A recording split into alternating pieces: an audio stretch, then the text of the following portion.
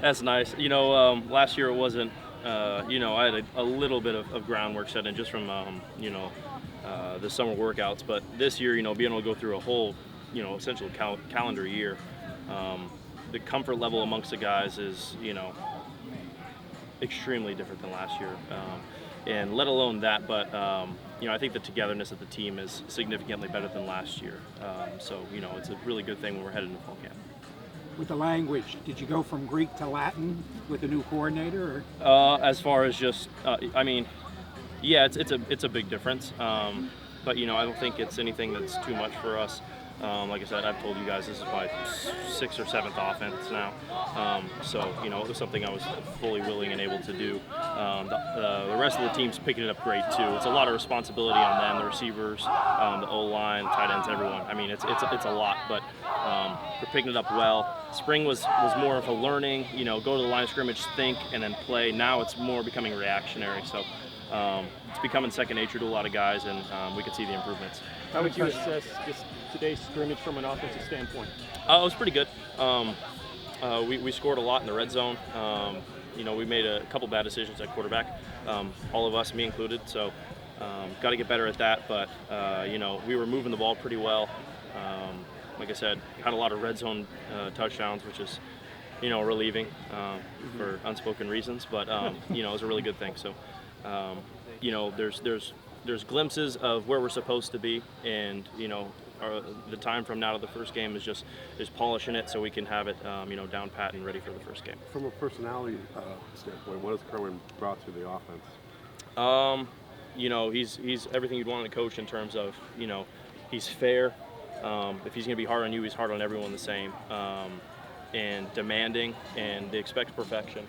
So, a lot of guys can react different ways to it, but I think myself and the team are really taking that on because it shows us that when we do things right, when we do it the way that he wants it to do, is when it's the most effective. So, there's give and take. We're going to be coached really hard, but, that's what we want. We didn't come out here to, be told that we're great at everything. Who are some of the guys on the secondary that you're going against every day that have really shown some development this first week of fall camp? A lot of them. A lot of the guys, just about everyone that I've gone against, honestly.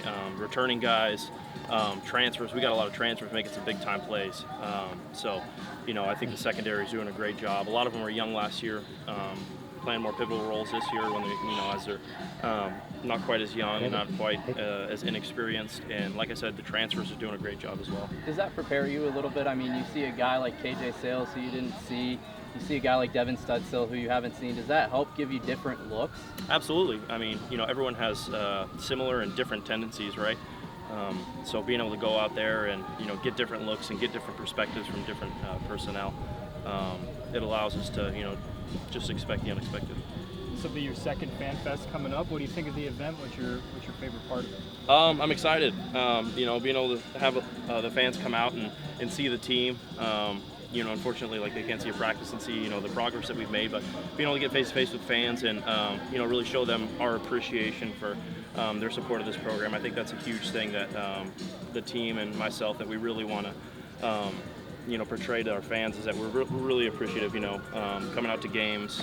We don't have an on-campus stadium, but for them to make the trek down to Ray J, it means a lot. We have great fans, and we're really appreciative of them. You gonna let Brooks sign some autographs? He just started doing some fancy stuff with a pencil this week, so we'll see. About a week ago. How are you feeling more comfortable as a vocal leader this year? Yeah, absolutely. Leadership comes with time. It's not something that's given to you. So over time, I've been able to develop, relationships and understand how guys react to certain leadership. I'm not quite the most vocal guy. I'm not kept to myself, but I'm a big example guy. I try to, in summer workouts, I try to show, lead by example.